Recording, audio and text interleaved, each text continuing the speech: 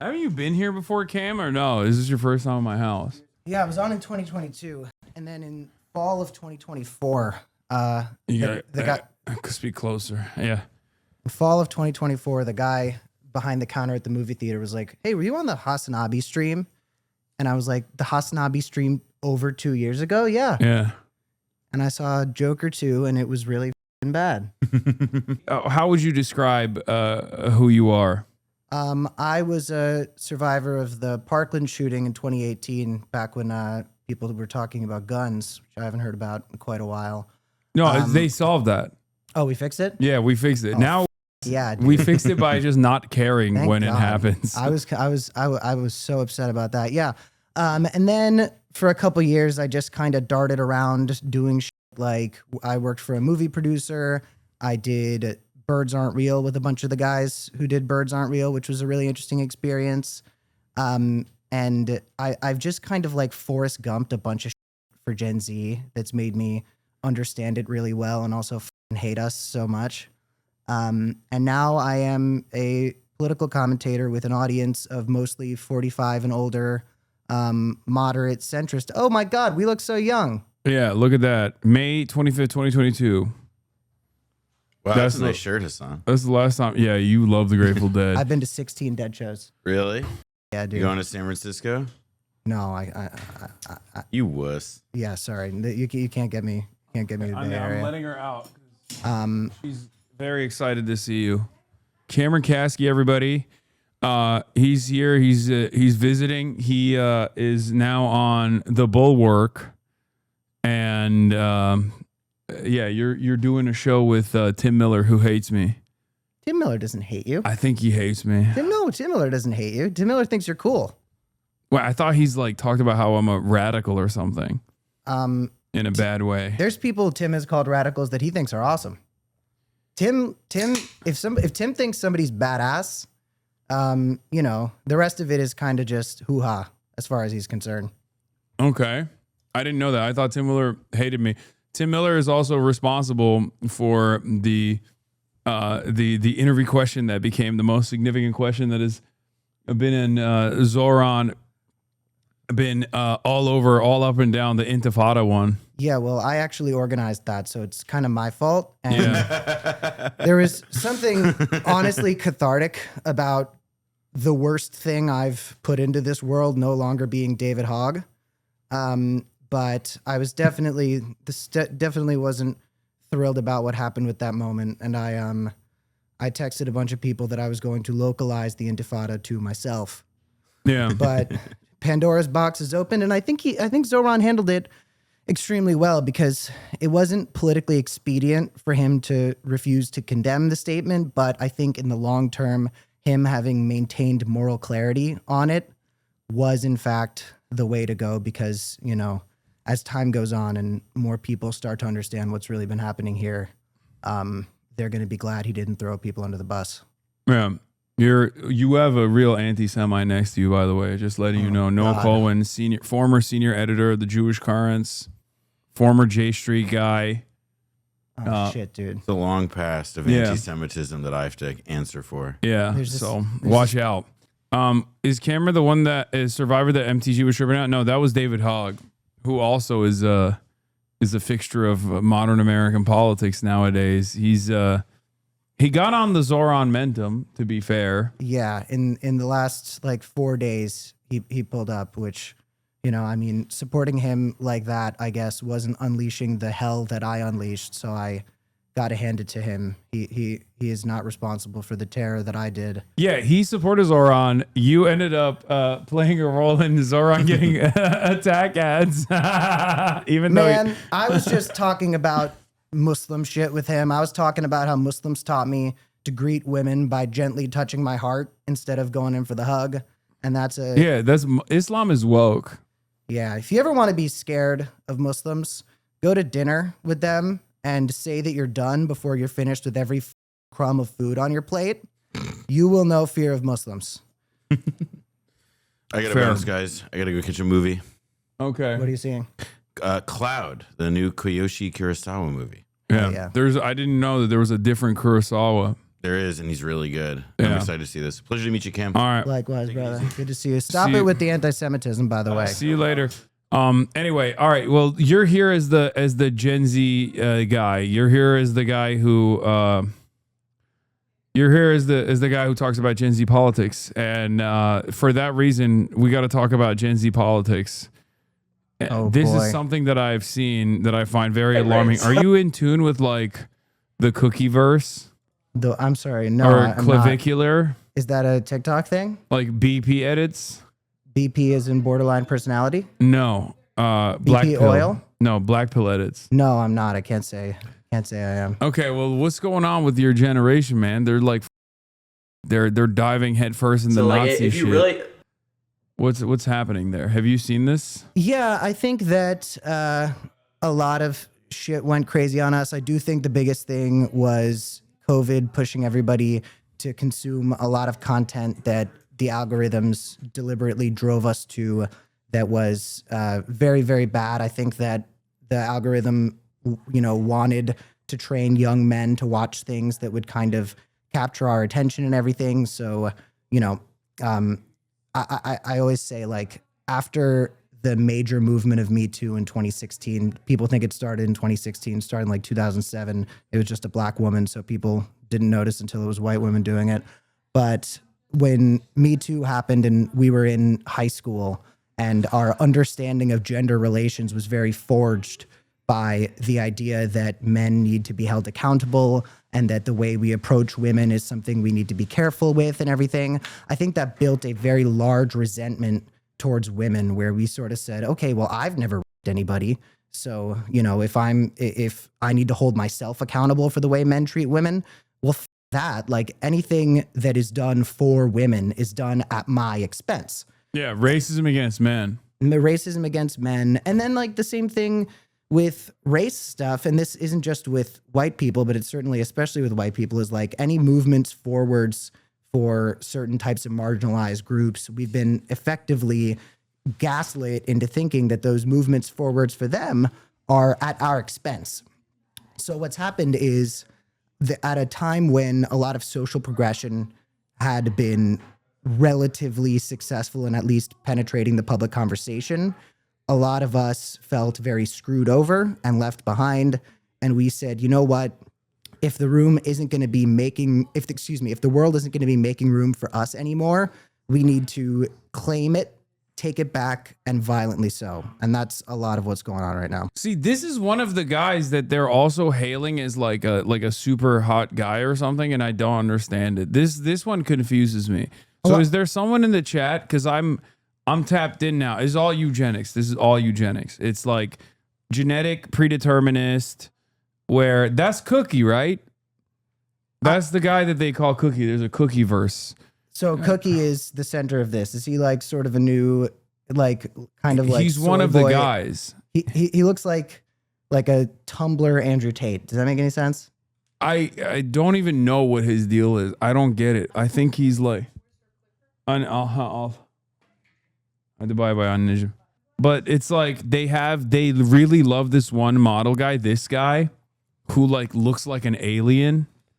But they say like he's the max like genetic Jordan Barrett, where they say he's like the maximum like peak male hotness. So are we not supposed to be getting big anymore? No, I think like there's two different types of manosphere people, like the roid heads who want to look like Bradley Martin or just like Chris Bumstead, who love bodybuilding.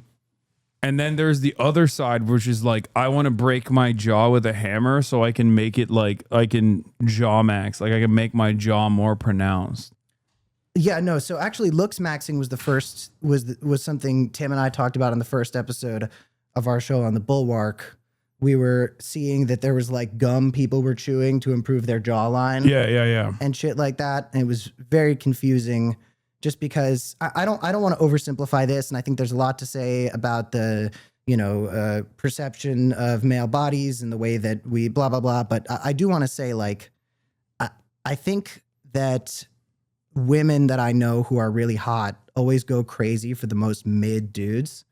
so looks maxing, it's like, I feel like the way to pull. Yeah, what the you're most doing effect- is the blue pill. What I'm doing is the blue pill. Is copium. Like you're not rope maxing, or which is you're not taking the suey pill. I think most of the women who have been into me, first of all, most of the women who have been into me while we've been together have mentioned that they think that you're so hot. And I'm like, okay, well, guess Wait, what? are you talking about me? Yeah.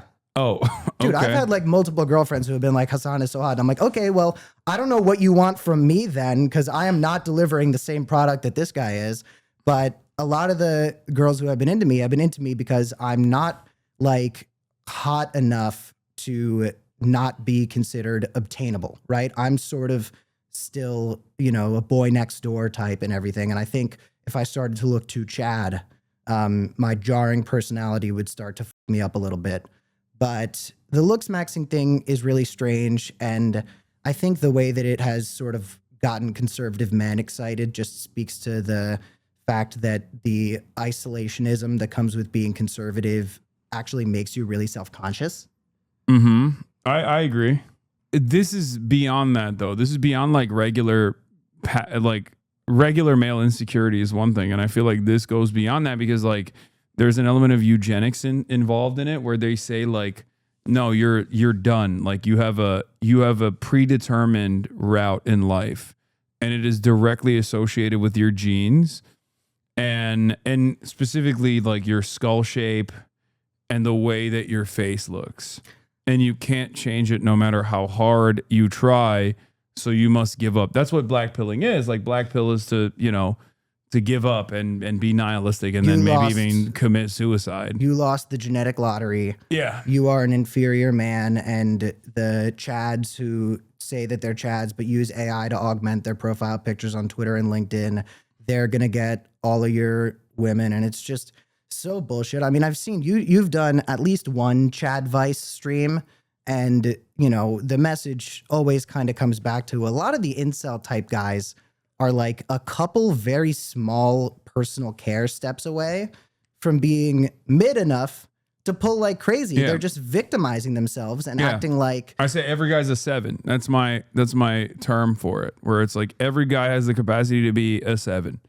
You just haven't unlocked your potential. Get a haircut, only do the facial hair thing if you know you can pull it off, and maybe focus on your hygiene. I know way too many guys who don't always wear deodorant, will go to a date without throwing on some cologne and everything.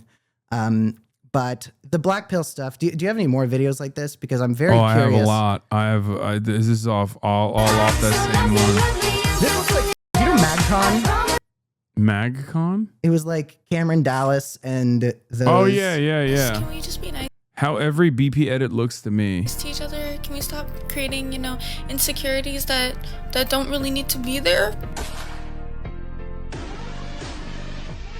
I mean, that is what it is. Like, it's usually just like someone saying like, oh, these guys losers, like stop making these BP edits. And then people just like going mugged and then like doing a compilation of guys that they find to be hot.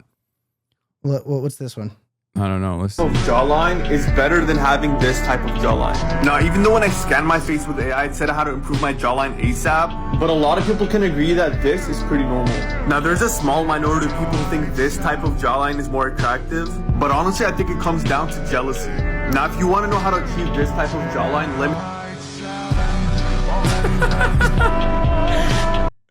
It's like there's something. I don't mean this as a pejorative, but there's something so gay about all of this. I mean it as a pejorative. Let it, and I'm on the record saying that.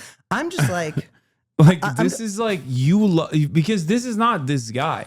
I don't know who the fuck this guy is, but someone else who's not this guy made this edit to be like, look at how hot this guy is, you fucking loser. For me, it's like, I've spent so much time trying to get to the bottom of like what's going on with masculinity and everything like that and trying to figure it out. But I missed, and I know the looks maxing stuff and trying to look like the Chad meme of the guy who kind of looks like you, the black and white picture of the guy. But I missed the part where it horseshoed back to looking like Twilight fan art. With This is this. gayer than sucking. I mean, this is like objectively just like being in love with another man, which is the essence of homosexuality. Is No, it like not? when I was writing gay fanfic on Wattpad in like 2013 about my favorite superheroes, this was the type of boy that I was thinking about. And if this is our Is current, this Superman? Like what? But twink? there- Is this there a are- twink, right? There are twink superheroes. Yeah. But listen, I don't get this shit on TikTok because I trained my TikTok algorithm to only show me hot women. So when I scroll on TikTok, I'm not getting manosphere shit. I'm going, oh my God. You're doing. Look at oh, her. you did what is it called? It's like hypnosis, sissy hypno. You did the reverse sissy hypno to show sexy women on your TikTok. What's sissy Sissy hypno? hypno is a type of that's supposed to make men gay by watching it. Hey, I mean, I that was my experience with gay porn. So Yeah, I think the way that works is it's funny to me because like you don't turn gay, you are gay.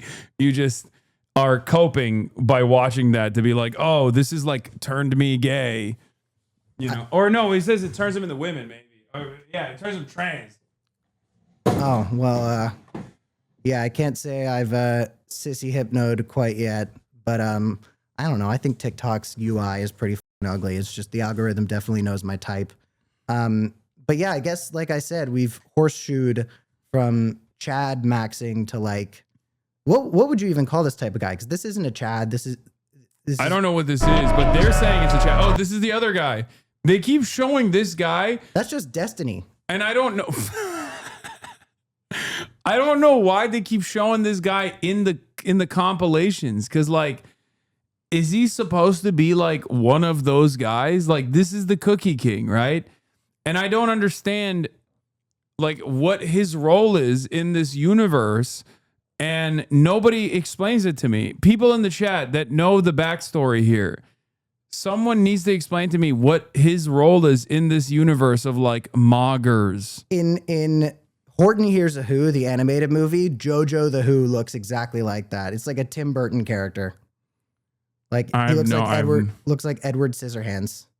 Oh, they're saying lol cow. Wait, is it like? Yeah, this is Jordan Barrett, who again looks like an alien. I don't understand. You know, it. he looks like a really shitty AI was told to make another One Direction member. Like he's attractive. He's an attractive man. Like I understand this, but like I don't know.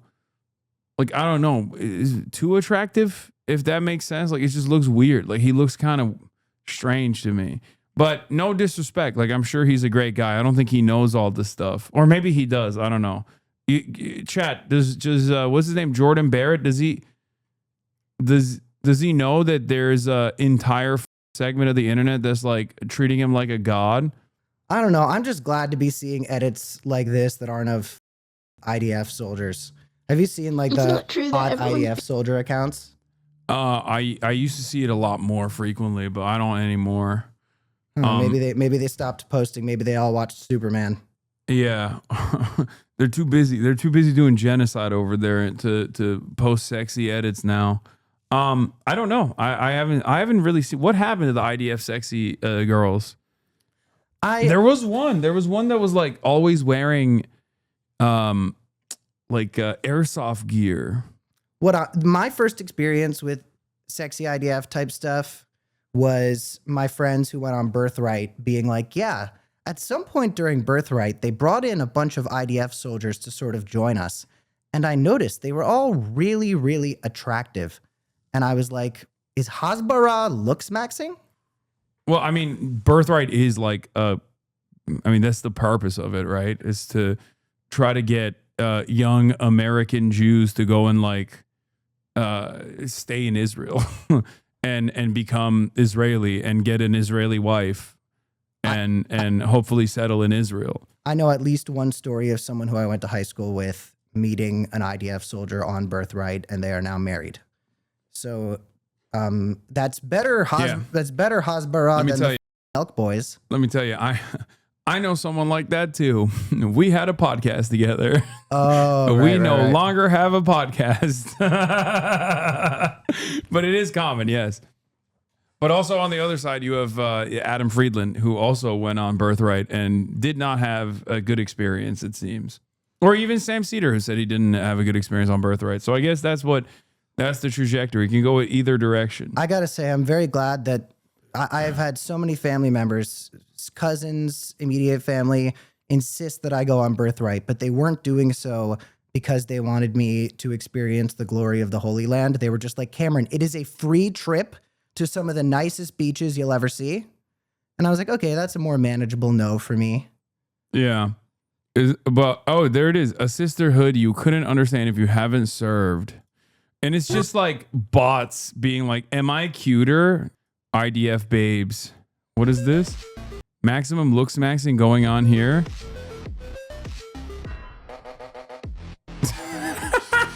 This is a BP edit, but for Xi Jinping. Who among us hasn't gooned to Xi? Yeah, no, he's hot. He's the Xi Jinping aura pic of him like standing in the room in front of like, I don't know, the finance minister or whatever. It lives in my mind. You know what I'm talking about? No, I don't. Can you pull it up? It's like somewhat of a dark room. I know someone in the chat knows exactly the photo I'm talking about. Oh, here, the program aura farming. Is that real? Yeah, it's a real photo. He looks sick. I feel like that's what Trump thinks he looks like in a lot of pictures. He thinks that he's sort of stunting on people like that. Oh, he is not stunting on people.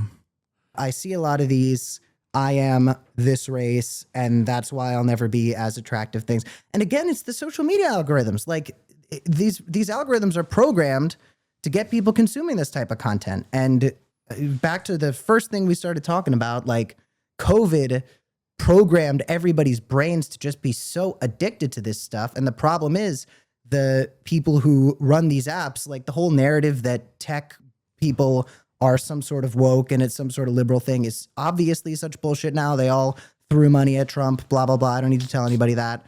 But also they are promoting a form of fascism that just makes people fucking hate themselves. Yeah.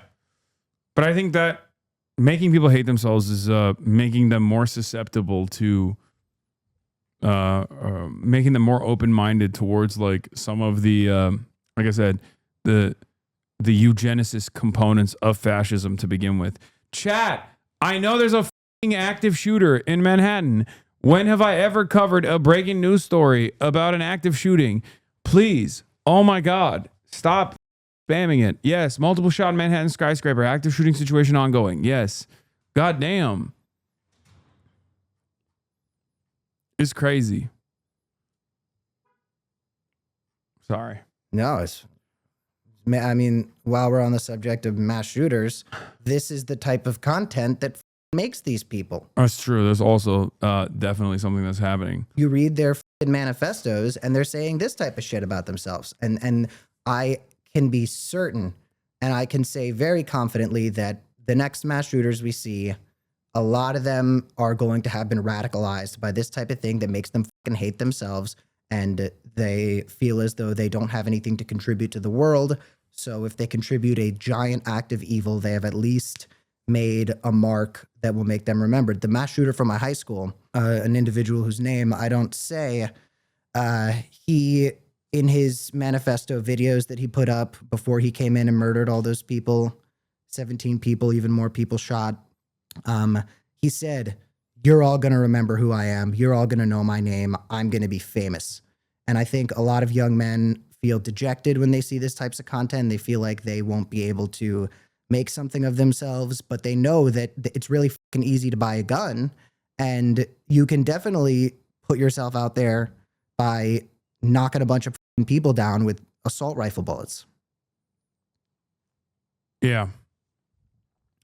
Well said. So Call of Duty creates killers? No one said that.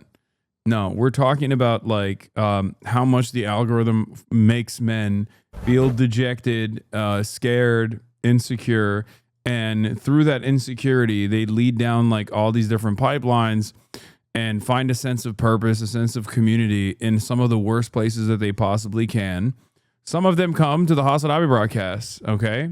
And then there are many others who find themselves in like discords and subreddits and things like that, And where so- they're so- telling them constantly like, you're nothing, you're worthless, you're shit, you're never going to make something of yourself.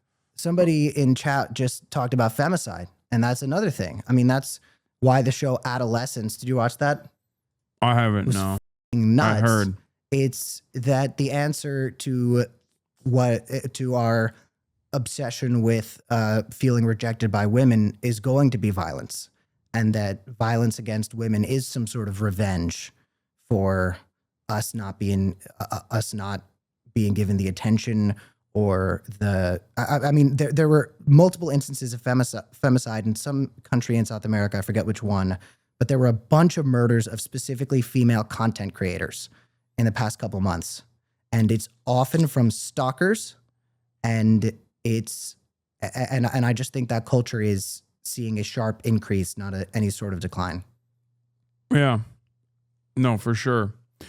I mean, there's also the not immediately as like directionally violent version of this, which is like gender war stuff that you see all over TikTok, even in America, and then you have it become a permanent fixture of politics, like in South Korea as well, where it's just like gender wars and like reverse discrimination against men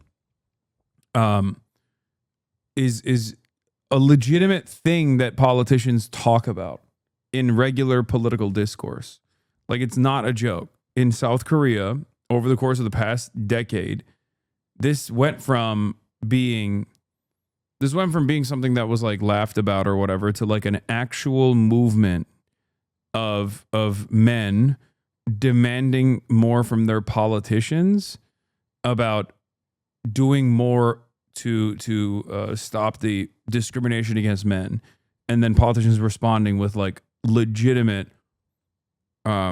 legislative agenda items that talk about like no longer discriminating men. They consider this to be like a hate crime, for example. Like, this is emote to say little. I thought small penis. Is this not an Italian thing? No, like this was used as an emote to imply that someone has a small penis. Gabagool? That is gabagool. This like that is to imply that you're small, and then it turned into like a real thing. Yeah, it turned into like it's now considered like a hate crime in South Korea. At least like they were able to get, I think it was Riot, Valorant or League, one of those things, to just like to ban doing this. Riot Games got this banned.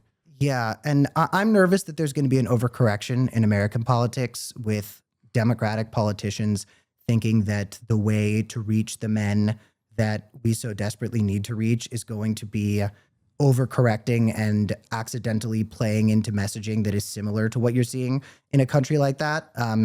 You know, you see that the Democratic Party needs to reach men in a way that they just failed to do, and part of that is going out of, in my opinion, going out of their way to depict what positive masculinity looks like, you know, what it means to be a positive contributor to your community and deriving your strength from what you can offer other people.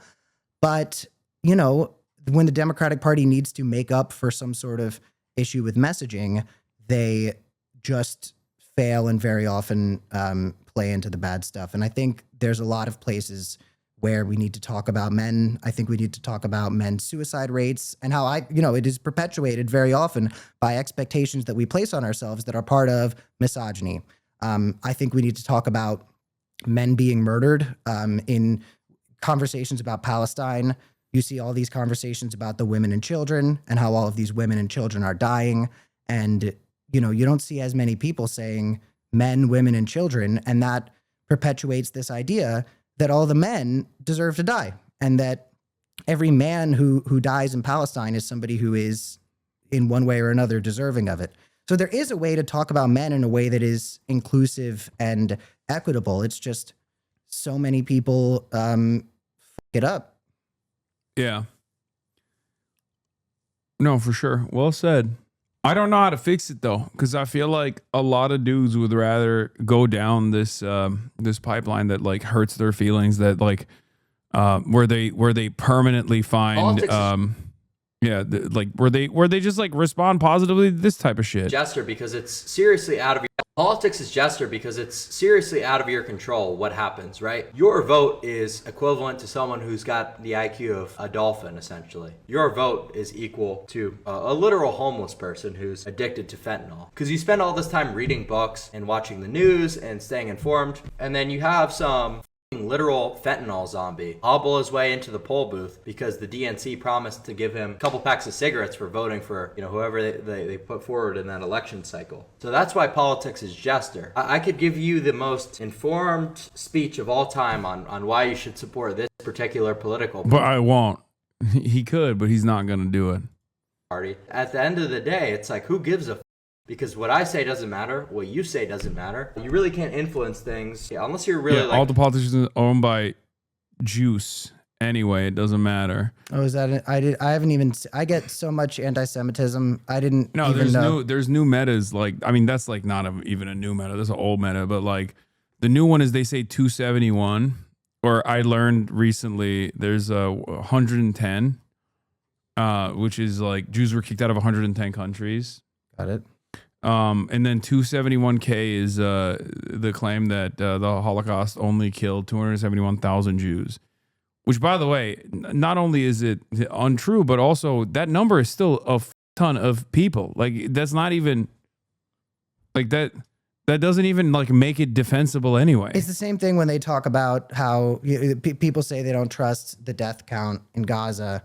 And they're like, no, it's actually just this many people. And then people are supposed to be like, oh, okay, it's just 40,000. My bad. Yeah.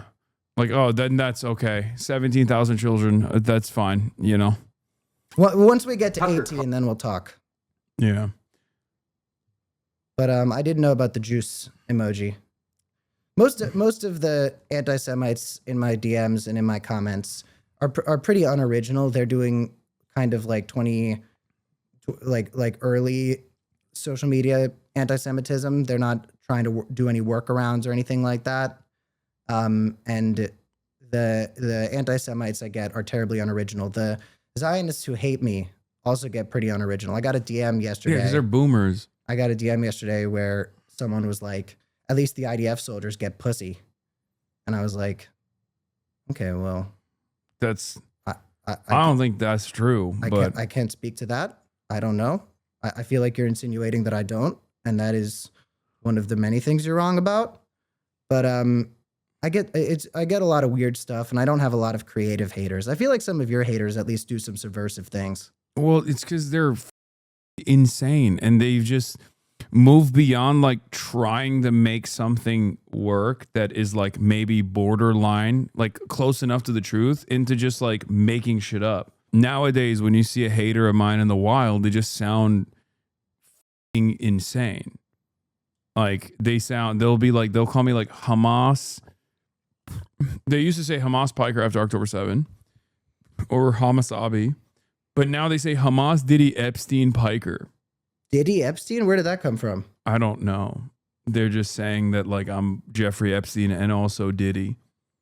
Epstein and Hamas are a very interesting group to loop together. I feel like they'd have some ideological differences. A lot of people like to use the you're an LGBT plus Jew, Hamas wouldn't like you thing. And I'm like, okay, well, first of all, they do the reverse of that with me, where they're like, oh, you're supposed to be woke, but you love all of these different groups. You love all these groups that hate gay people. And it's like, has nothing to do with people's opinions on gay people. Well, what I say to them is like, okay, well, first of all, I don't have any plans to meet Hamas. Second of all, I think it's extraordinarily petty to think that if somebody wants to kill you, that means that they should get killed, right? Like, I'm not going to get on my haters' level. I think that if somebody wants to kill me, they should stop wanting to kill me. Hamas is not going to kill you because they are like, oh, you're gay and Jewish. Like, that's not their modus operandi. Their modus operandi is still, regardless of the horrific acts of October 7, their goal is in line with the rest of the Palestinian emancipatory movement, which is an end to the occupation. Their tactics, not agreeable at times, and it was certainly point of contention. We can talk about that.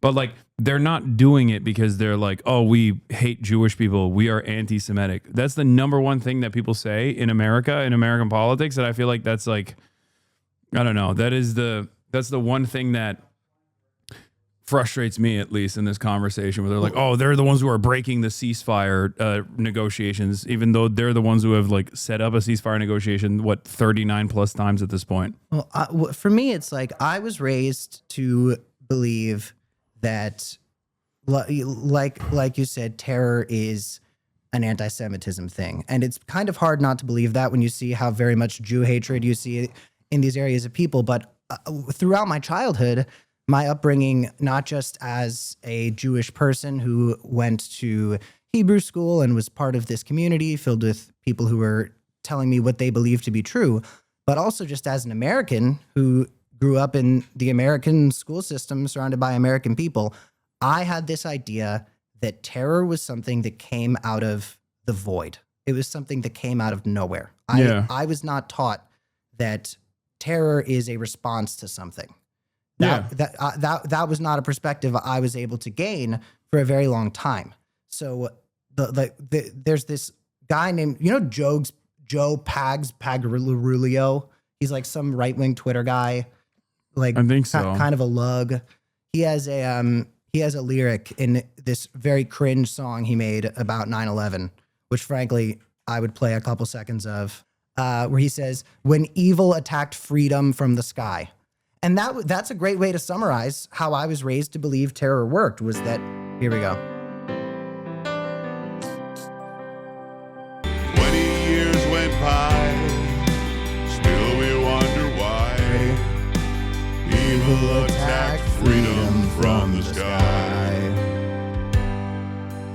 Moms and dads and kids were set for another day. I love that. That's fantastic. You're not but yeah, it's propaganda to be like, oh, these guys just like hate us for our freedoms, which is ironic because like that was what provoked my response to Congressperson Dan Crenshaw. When I was taught about Israel as a kid, it was really, I think the Israelism documentary said something about this. It was really supposed to be like Disneyland. And yeah, I had Simone Zimmerman sitting right there where you're sitting. You're raised to have this kind of parasocial relationship with it, like it's a celebrity. And you're supposed to think that like this state, like this country loves you back.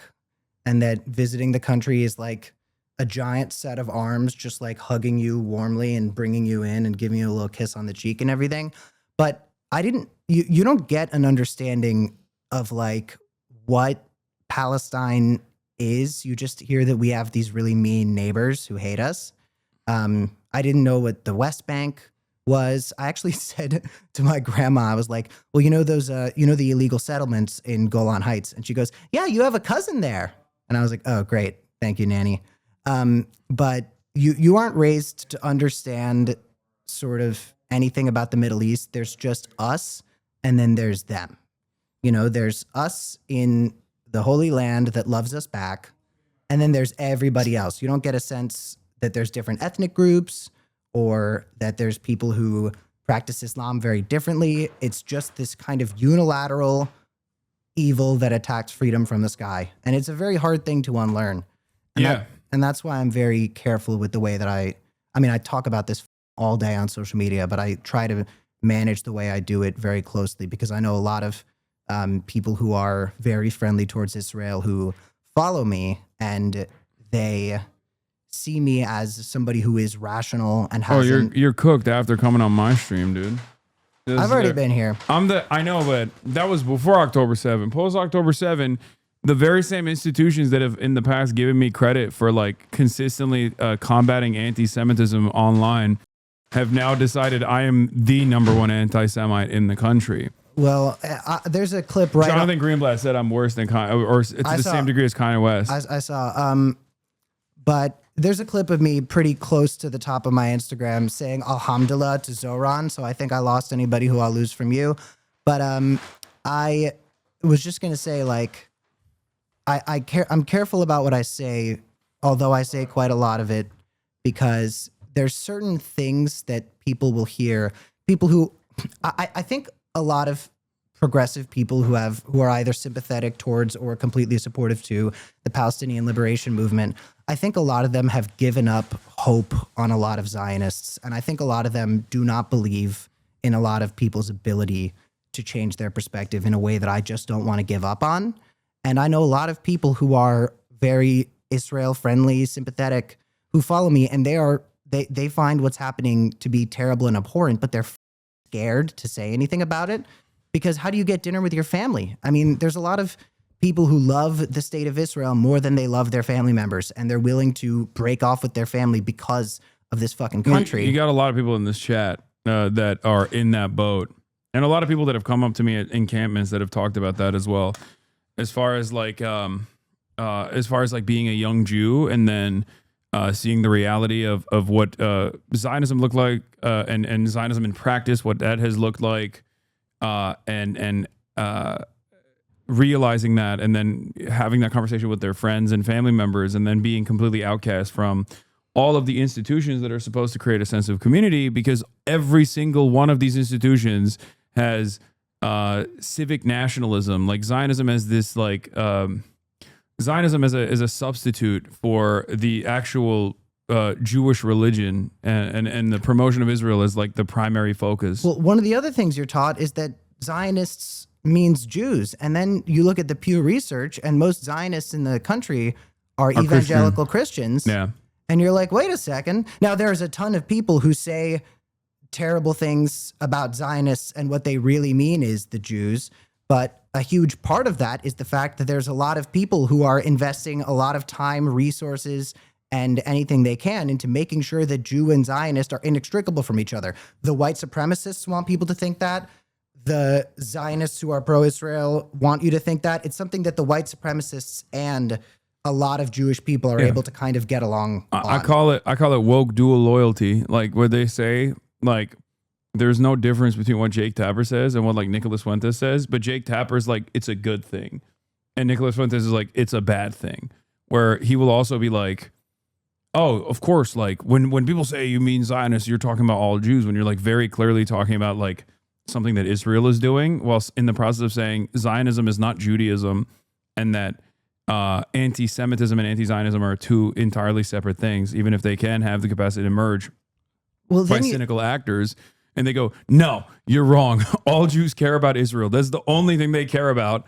But the person saying that is like a person who's in support of Israel saying that. And it's no different than what they're hearing from Nicholas Fuentes. And then you get someone like Fuentes or someone like Clandis Owens, and they hijack the suffering of Palestinian people as a Trojan horse to spread Jew hate. And it's so unbelievably disgusting. I think it might be one of the most disgusting things that happens in a situation like this, in terms of the way people talk about it, not in terms of who's murdering who, but like they tell stories about Palestinian suffering, and then they use that to spread Jew hatred. And you're like, okay, you are doing what so many people who are protesting and advocating are being accused of doing. And it's people like Fuentes and Clandis. Are they friends? Do they get along? They did a thing recently, but she is a black woman, and I think Nick hates both black people and women. So it's like, it's almost like an allegiance. It's a strategic partnership that they have. Oh, they have the same ideology. Make no mistake. I mean, if she couldn't be friends with people who hate black people and women, I feel like she wouldn't have hung out with a lot of the people she's hung out with. No, but I'm saying like it's more so like on Nick's end, where he's like, he doesn't want to be aligned with her because he hates black people and also women. So even if she is a white supremacist, doesn't matter. This is Joe Pags. Hasan the Hun. Cloud Goblin. I'm on 150 radio shows with 5 million listeners. Congrats on building your Twitch page. Why ban a guy asking logical, real questions? What on earth, man? I honestly invited you on my radio show. Twitch is a hobby for me. Wow. Hassan Piker is a cowardly lefty clown who only has a name because his uncle is Cenk Uygur. My daughter watches him and suggested I check him out. He's got a huge following, so he's doing something right. I did a pilot with Cenk Uygur at CNN some time ago. He yelled at me the whole time. It didn't go well. Winky face. That winky face. Another example of, and we're not being derogatory here, gay. Is he still using his Twitter? Does he still I don't know. post? I love like old school conservative guys though, because they just like they're in a unique place right now. Because I feel like old school conservatism is like endless and unlimited support to Israel, right? Like it's some of them do it because of evangelical Zionism, but others do it because it's like American foreign policy, neocon foreign policy. Like we have to do it. Some of them do it because they hate Muslims.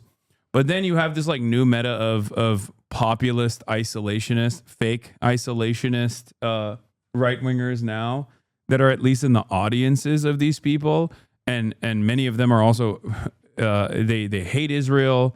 They also cope and claim that like Israel is the reason for why our big, beautiful, bold, brave right wing politicians are actually defending Israel is because they're getting blackmailed.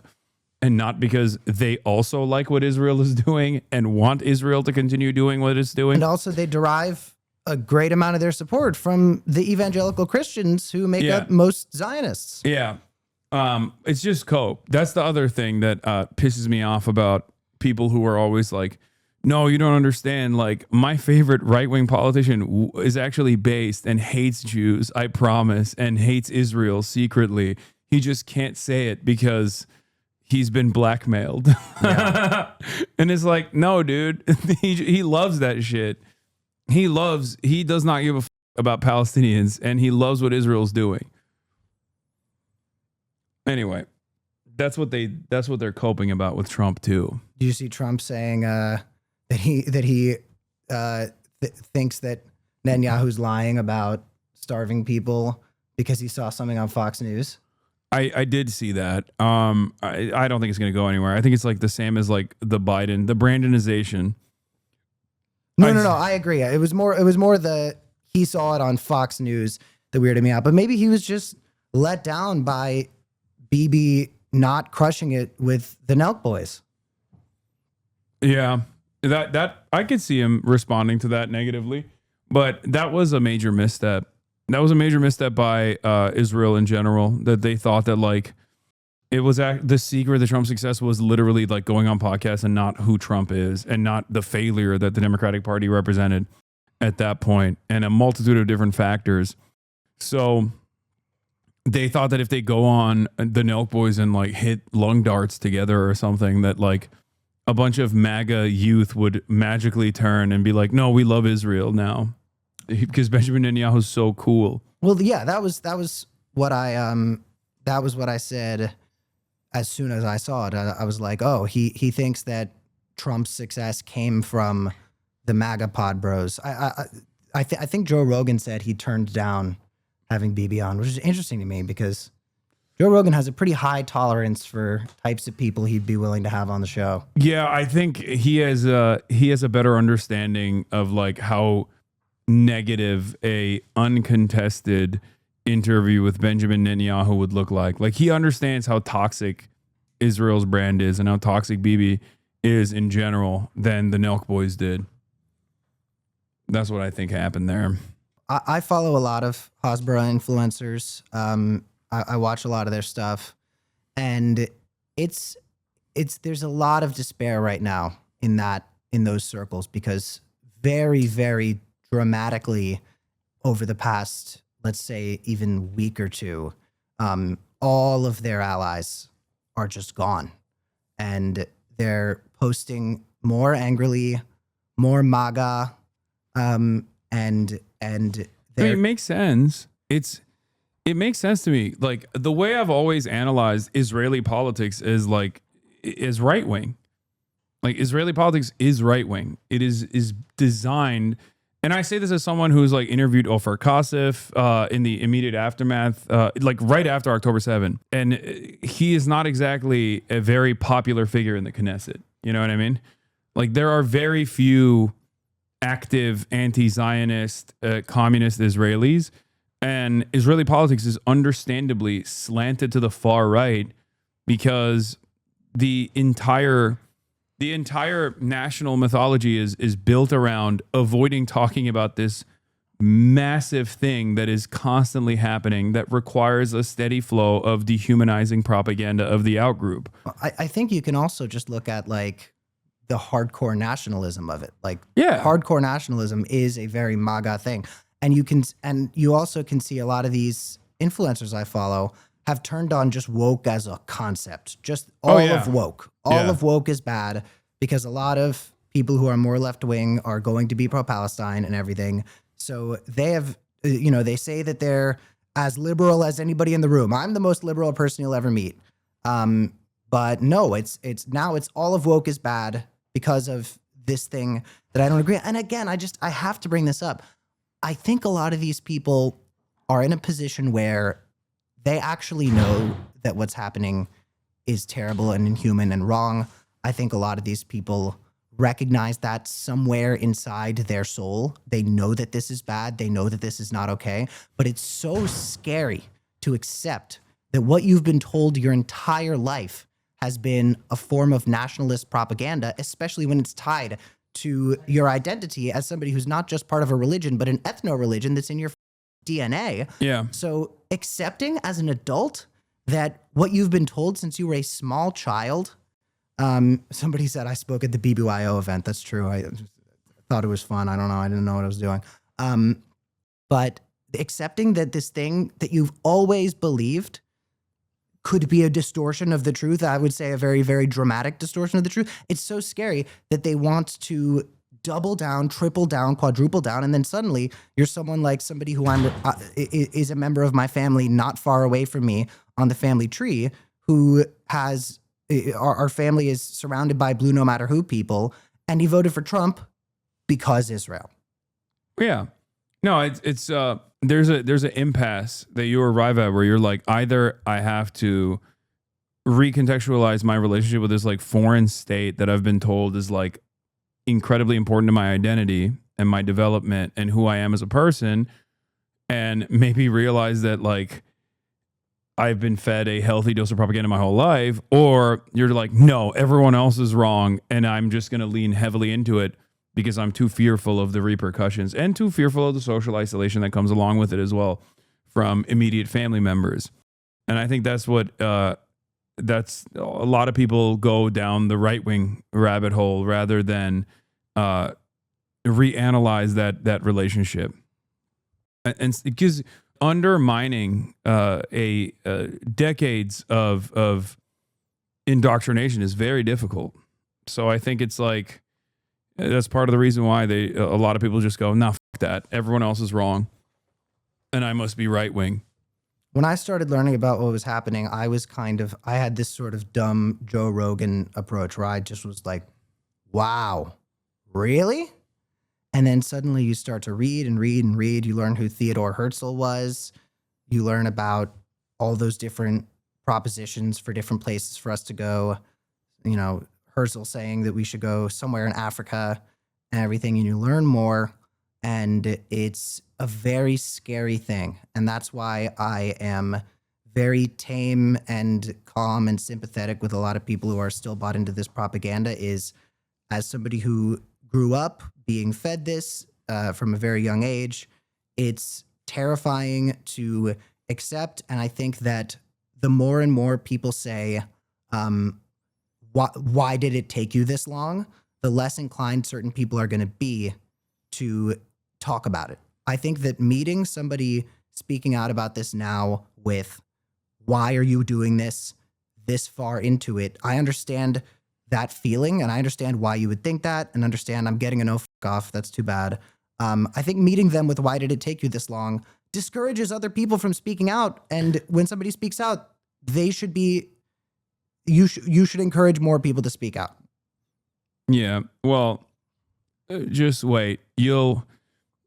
I'll talk back. We'll revisit this conversation a couple years down the line when you'll have a Noah Culwin approach. I don't know who's Noah Culwin. Who's the guy who just met, who was actually with Simone, who did the Israelism documentary.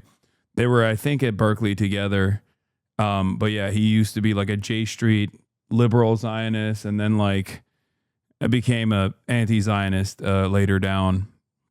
But it takes time, and I know that, and I understand that, which is why I try to tell people to be, calm in this situation. Even though I also understand why people will be like, no, I'm not waiting for someone to come to this conclusion when like children are being slaughtered. You know what I mean?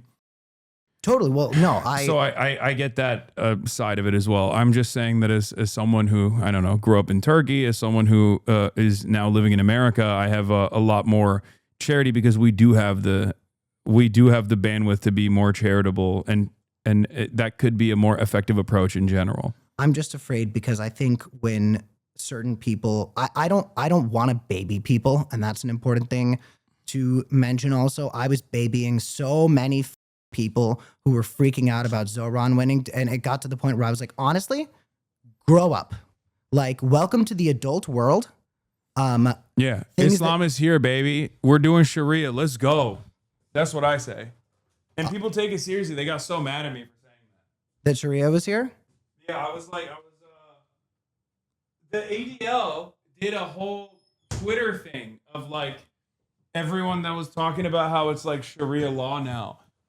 Oh my God. Like people making fun of the people who were like being incredibly racist. Because that's the other thing. Like, I think people forget that there is like a big pillar of this whole like you're scaring me unironically stems from people's like genuine racism towards Muslims, where they're like Zohran Mamdani winning the New York primary means that it's like, you know, it's Sharia time in New York. And it goes so deep that people, yeah, they did this whole thread where they were like they were posting about like Mohammed El-Kurt saying, consider the Intifada globalized. Israel did 9/11. America's waking up. That's why Zohran Mamdani won. Like, there's some that are like, definitely spicy or anti-Semitic in there, because you have to put that in there. Otherwise, it just looks completely ridiculous. But then it's something like this. It's something like this, like the guy who's the executive director of CARE. Okay. Undoubtedly, this is a victory for Palestine. It reflects the toxicity of Americans from Zionist propaganda and the corrupt Democrat Party leaders. His candidacy has motivated American Muslims, increased their civic engagement and pride in various communities. His influence went beyond the New York City borders and garnered widespread resonance across the country. Despite threats, ridicule, and blatant Islamophobic attacks from his opponents and some extremists, he and the community endured with all his might. We pray for tightening security measures to ensure his safety and his family. The ADL posting this as like a sinister anti-Semitic message is so insane. I really don't even I don't even get it, honestly. It's no, so I get it. It's racism. It's like saying, have you seen that r/Israel post of the guy being like, I have PTSD. I'm a Jew living in Europe. I have PTSD because of October 7. And I go to the hospital and I tell them this. And then the nurse that they gave me was a woman with a headscarf. Are they delusional? Like, that was the post. And it's like, dude, you're just racist. Like, I live in Europe. I'm terrified to tell anyone about my connection to Judaism or Israel or anything else. I went to the hospital because I've been dealing with PTSD from October 7. And after I said this to the intake nurse, they gave me a headscarf wearing doctor, which at this point I feel is either ignorant or on purpose. I think those are the same types of people who would say like, oh, Islam wouldn't, no woman who practices that would be allowed to be a nurse. Like, Yeah. That's the people who say that type of shit. And it's just so crazy to me, especially because like I've been on the receiving end of so much fucking anti-Semitism. Think about it like this. Forget the fact that I am Jewish. I am a Jewish person who went on national news and told America that I was coming for your guns. And my father and my late grandfather were adoption lawyers. So anti-Semitic conspiracy theorists had a party with me. Like, Jew, coming for your guns, father and grandfather, boom, human trafficking. I was their dream boy. Oh my God.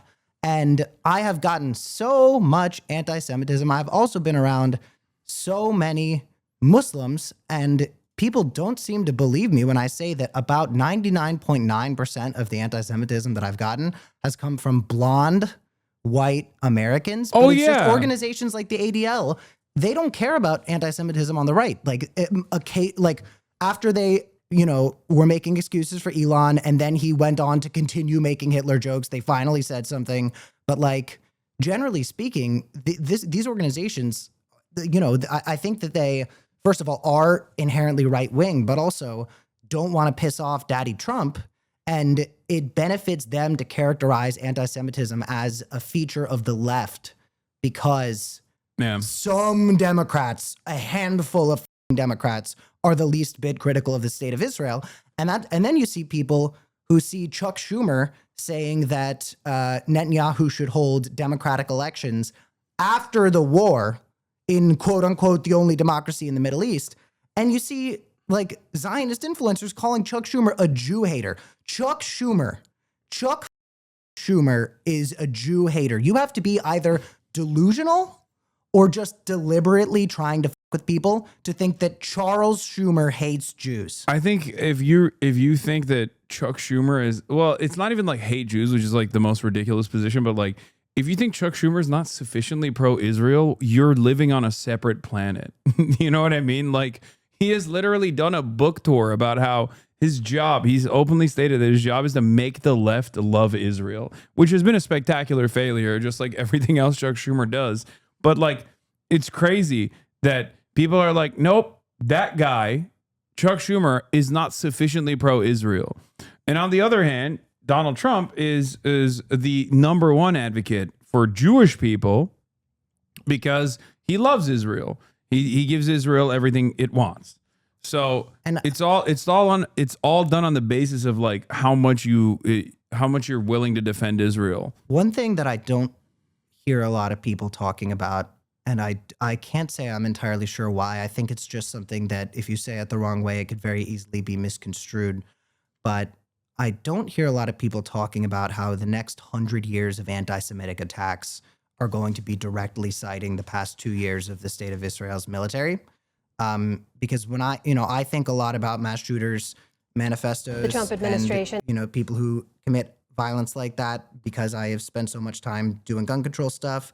And I cannot imagine how anybody could see the past multiple years of the IDF and think that this isn't going to be the jet fuel for the next centuries of anti-Semitism. Oh, yeah. No, I think I have been warning about this nonstop. Like every time Israel does stuff like this, there is that association of Israel and Judaism that ends up causing enmity towards Jewish people in the United States of America, for sure. And at a time like that, you need an organization that is supposed to be tasked with like actually combating anti-Semitism to be very careful and very deliberate and very precise with its language that says like Israel is not, like that organization is supposed to work to sever ties with Israel, not be an organization that is saying, no, you don't understand. Israel has to do these things because of Jews, which is why I think like organizations like the ADL play a formative role in increasing, by the way, make sure you don't show your phone on camera. Oh, shit. Increasing anti-Semitism in the country because of the same thing that we talked about, which is like dual loyalty tropes on the right, on the white nationalist front, all the way to woke dual loyalty on like the liberal Zionist side, where it's like, no, you don't understand. This is for Jews. We're doing it for Jews. Okay, well, as part of Jews, I would like to ask that you stop because it doesn't.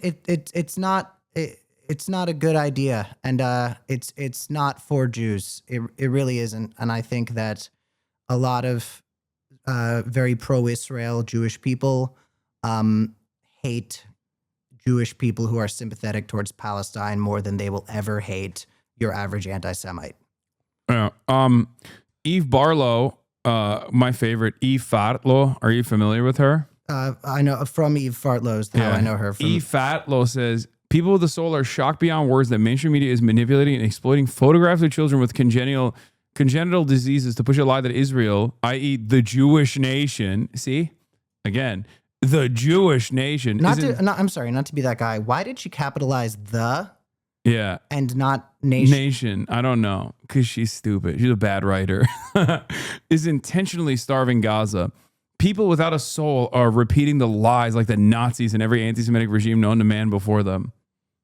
Yeah, those are the people who are doing the stuff that the Nazis did right now. Yeah. It's those guys. It's the people that see starving babies and go, this is really f***ed up. We have to stop this immediately. There were so many Nazis who were like, we need to make sure the children get fed. Yeah, it's like people like Eve are so upset because the world is fucking done with it. Like the enablers, most of the media that enabled this. People are very mad at me for not doing the accent that I normally do. Is there an Eve accent? Oh, there is. Fartlo. People are shocked beyond words that mainstream media is manipulating and exploiting photographs of children with congenital diseases to push a lie that Israel. That's what she sounds like. That's fucking Ygritte from Game of Thrones. No, that's literally what she sounds like, though. She's Scottish. Okay, got it. I kind of believe it. I'm sorry, I had to do it. You know nothing, Jon Snow. Yeah, again, and just like the Eves of the world are gonna be increasingly more upset just because, I mean, Barack Obama tweeted something about it. He, of course, said that the key to ending this all is releasing the hostages, which is what you could expect from a politician like Barack Obama at this point. But he's tweeting about it. You know? I thought he would have been I thought he was the number one Jew hater. Why is he still doing the Kamala Harris line?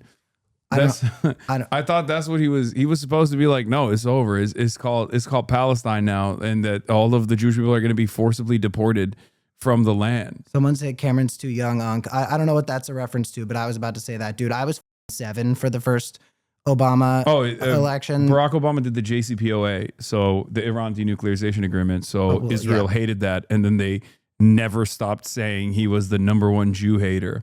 Also because he was homies with Edward Said and Rashid Khalidi in the beginning, which he then very quickly dropped, just like Jeremiah Wright. Anyway, but that's Obama's legacy.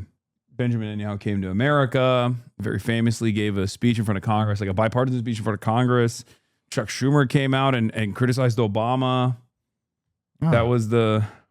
It was a whole ordeal. Yeah, that was back when I was like, oh my God, mom and dad are asleep. I can watch Family Guy now. What is BBYO? Barlow. Oh, thank God. Sorry, I thought they were going to play my BBYO speech. What is BBYO? It's a young kids Jewish organization. I spoke at it in 2019, and not that this matters, but I killed it. And I guess this is Eve's speech. From 2022. You may know me as a defender of the Jewish people on Twitter, perhaps on Instagram. Is this the trailer for Brave? I love her so much. Her and like there's a lot of like famous Hasbarists, I think, that unironically are so annoying that they literally breed anti-Zionists, like Rabbi Shmuley. I don't even know who that is. You don't know Rabbi Shmuley Betar? Sounds like a hypothetical thing that like an anti-Semite would say. No. Like, oh, you heard that from your Rabbi Shmuley. Okay, well, if you see him if you hear him, you're gonna be like, this is an anti-Semitic cartoon that was created. Is he one of the rabbis who insists on doing tefillin to everybody? No. Okay, because I'm so sick of tefillin. I have so many goddamn tefillins in my house. No, I'm sorry. What the fuck? Is God an anti-Semite? I have no idea what God is up to with the global resurgence of anti-Semitism. Okay, but we're the chosen people. Rabbi Shmuley owns a sex shop. His daughter, he sells kosher sex toys. And he's real for that. And I don't have like an issue with that at all. I just think it's really funny because like he's a psycho. He is a complete 400 women shot in the genitals, their breasts cut off as terrorists played with their bloody breasts like a football. Glory, hallelujah. That's like if we had Jewish versions of mega churches, that's the mega church like righteous gemstones guy of our faith. So insane. He is just such a psycho. I'm so sorry if the guy on the left is like a nice guy and I'm being... You don't know who Norm Finkelstein is? I don't know Norm Finkelstein. God, you need to do a lot more reading. He looks like TRT Jeff Epstein. Okay, that's crazy. Norm Finkelstein is the GOAT. He is the OG. He is the most stubborn man in America. And, you know, some of his opinions are maybe a little out there every now and then, but he has been like... He would be hailed as like the #1 chronicler of the plight of the Palestinians. He has numerous books. Probably the most vindicated man in America. He has been #1 op for Alan Dershowitz. And speaking of Jeffrey Epstein. Oh, the #1 ally of Alan Dershowitz, Jeffrey Epstein. Exactly. Norm is great. I mean, he's fantastic. He is an incredibly stubborn guy who has a very strong moral compass and has been an avowed supporter of Palestinian emancipation for decades. He's been punished endlessly for it, but he's also very stubborn in the sense that, like, if he gets his mindset on something, it's very hard to shake him out of it. And the example I used to always use is, like, I have so much respect for him, but he just, like, had it in his mind that, like, BDS was bad. Like, this was a long time ago. I don't think he doesn't believe that anymore, but, like, there was a point in time where he thought, like, BDS was unrealistic in its goals because he thought that it would either lead to anti-Semitism or it would what was it? What did he say? I think he said that the goal of BDS was, like, too far-fetched, boycott, divestments, and sanctions. And despite the fact that he was, like, the premier anti-Zionist Jewish academic, and knowing that this would, like, basically destroy his reputation in the pro-Palestinian movement, he just kept pushing it no matter what. And I think it shows that he's, like, a very honest person and not a grifter at all, even if it ends up pushing his remaining allies away, basically. Why are you telling him Norm's Elsewhere? No, I think it means something that a guy like this, who has been blackballed from every academic institution because he correctly called Alan Dershowitz the task, where he basically destroyed Alan Dershowitz for plagiarizing a work that he had put out there from another person that actually had presented false information about the history of Israel. And Alan Dershowitz literally got him blacklisted from every academic institution. Did you see his video, Dershowitz's video recently about the age of consent? Oh, of course. I mean, he's written extensively on that. Yeah, what a hill to die on. I mean, you know, the Epstein stuff, that contextualizes it a little bit, but that's sort of a Streisand effect, isn't it? Yeah. Well, I think he doesn't care. I think he's just, like, he's an advocate for making sure that they lower the age of consent so he doesn't go to prison, I think. Oh, this is I think this is him talking about, one of his books is called, I think it's called Holocaust Inc., like Holocaust Incorporated. He also is, like, bold. And if you're uninitiated with his, like, commentary, you might immediately go, whoa, okay, that's a little crazy. But he talks about, like, the utilization of the Holocaust. His parents were, I think, in the Warsaw Ghetto. The Holocaust industry, not Holocaust Inc. I keep getting their name wrong. And he talks about, like, the ways in which, like, Holocaust plays a formative role in the inception of the Israeli state and how dangerous that is. That the Nazi Holocaust has now become the main ideological weapon for launching wars of aggression. Every time you want to launch a war of aggression, drag in the Nazi Holocaust. It's the suffering then used as another pretext. He also doesn't have a smartphone to this day. So yeah, that's stubborn. He sounds like every one of my cousins. He has a landline. He only has a landline. Yeah, I love him. I love Norm so much. Or excuse to humiliate, degrade, and torture the Palestinians. That's the problem. The suffering comes as a package. It then comes, here is the suffering, now we blow up your house. Here is the suffering, now we take your land. Here is the suffering, now we drop artillery shell or shoot artillery shells at your villages. It's a package deal with Israel and its American supporters. It's not just suffering, it's suffering which is then wrapped in a club. And the club is then used to break the skulls of the Palestinians. That's the problem. It's not being used to educate people. It's not being used to enlighten people. It's not being used to make people more moral. It can be. But it's not.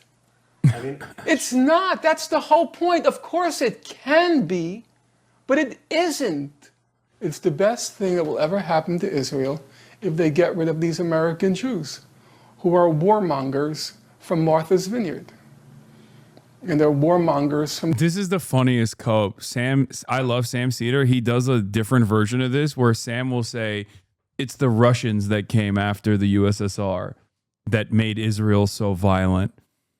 It's like, I don't think... I mean, he's not wrong. I think Norm is correct that it isn't like Jews in general, but it is like America's foreign policy. But there's going to be something there that is just like not. And they're warmongers from Beverly Hills. And they're warmongers from Miami. It's been a disaster for Israel. You know, it's the best thing if they can ever get rid of this American Jewry. It's a curse. I don't agree with that last part of what he's saying, but yeah, I'm surprised you've never heard of Norm Finkelstein. The Jewish guilt inner monologue in my head sounds exactly like him, has his exact inflection. Yeah, he's the man. Like, my brother right here had to have been on at least 7 episodes of Curb. But yeah, that seems like a stubborn man who. He has had is. his principle. Is he so? Does he still do stuff? Yeah, he's old. He's very old at this point, and he's still kicking. He's crazy. If you've been like involved in pro-Palestinian advocacy in the past like decade or so, you know who Norm Finkelstein is. Every Palestinian knows who Norm Finkelstein is, like 100% around the entire planet, because he's been such a massive advocate. And has, like I said, one of the best chroniclers of the plight of Palestinians in general. Like, he has an insanely stubborn work ethic where he will like document each individual atrocity that has taken place for the past multiple decades at this point. But he has also been like the most vindicated man since after October 7, where he wrote something that was a little crazy for sure, but he doesn't have internet. So, you know, it is what it is. But in the aftermath of October, like while October 7 was happening, he wrote something like comparing it to the Nat Turner rebellion, which is a fair assessment, I think. But he was maybe a little bit. Anyway, it doesn't matter. It's just when you say stuff like that, I think a lot of people whose minds can be changed just immediately shut off. Oh no, people who are pro Israel in any capacity, they hate him. And they've hated him, but I think you're in your evolution. You're in a much more accepting place in your evolution that Norm Finkelstein. You will like Norm Finkelstein. Hi. Yeah. During your speech, you made a lot of references to Jewish people as well as certain people in your audience, not Jewish. This person is not Jewish, by the way. This is from 2011. But I think she's of German descent. People in general, but certain people, especially in your audience, Nazis. Now, that is extremely offensive when certain people are German. And they're also extremely offensive to people who've actually suffered under Nazi rule. I don't respect that. She's German. Wait, are there Germans who hear people get called Nazis and are like offended by it? I don't think. Have you never encountered Germans in the wild? No. Oh my God. Are you kidding me? Are you kidding? No.